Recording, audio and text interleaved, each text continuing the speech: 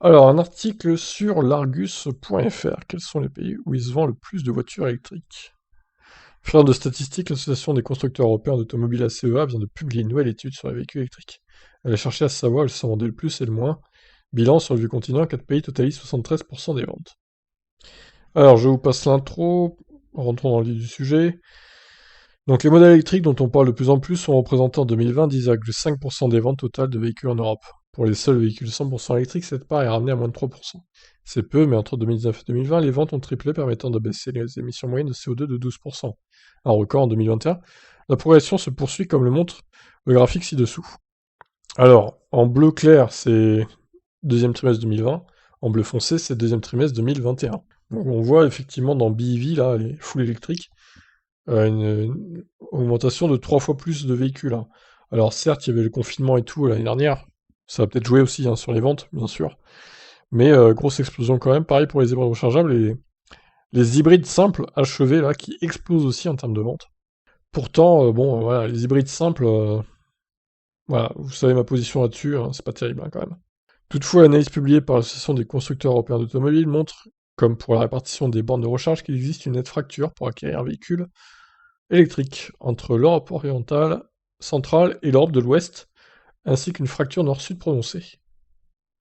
Ainsi, 4 pays ont totalisé à eux seuls près de 3 quarts des ventes de véhicules zéro émission à l'échappement en 2020.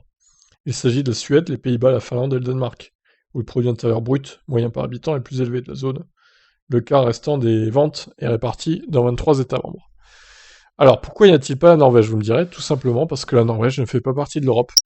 Je suis allé vérifier, effectivement, la Norvège ne fait pas partie de l'Europe. J'étais convaincu du contraire, mais non. En fait, la Norvège n'est pas en Europe, donc elle est en Europe géographique, mais elle fait pas partie de l'Union européenne, en fait. Tout comme la Suisse, d'ailleurs, entre autres.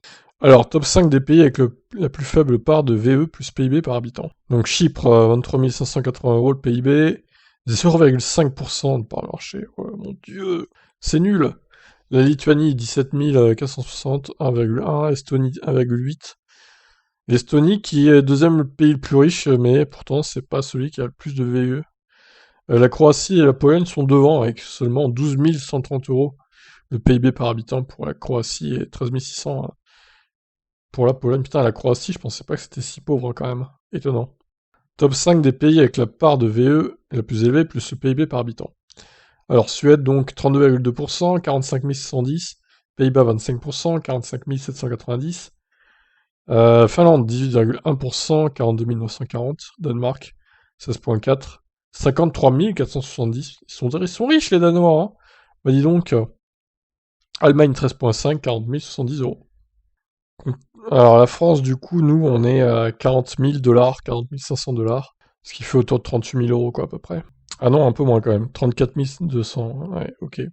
Bon, bah c'est beaucoup plus faible que l'Allemagne, hein. Donc les pays où la part de marché des véhicules électriques est supérieure à 15% sont principalement les pays les plus riches d'Europe du Nord, où le PIB moyen s'élève à plus de 46 000 euros par habitant. À l'inverse, ceux dont la part de marché est inférieure à 3% ont un PIB moyen inférieur à 17 000 euros par habitant. Bah c'est logique, elles sont chères les voitures électriques, donc ça paraît logique, hein.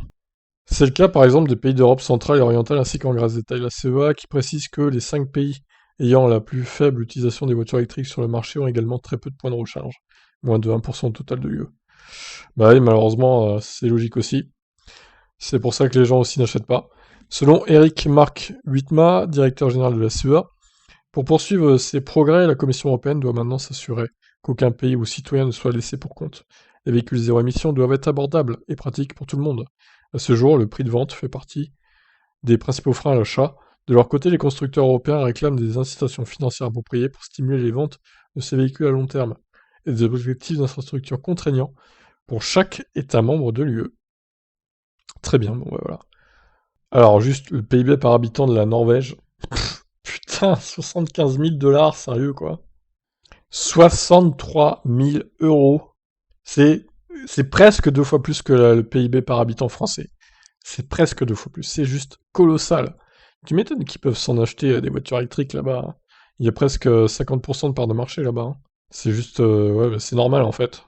Et si on avait un tel PIB en France, franchement, il y aurait beaucoup plus de voitures électriques qui rouleraient aussi, hein. Donc voilà, c'était intéressant, tous ces chiffres géographiques, là, ces chiffres économiques plutôt. Je vous laisse donc réagir. Qu'est-ce que vous en pensez de cette étude? Ciao, ciao.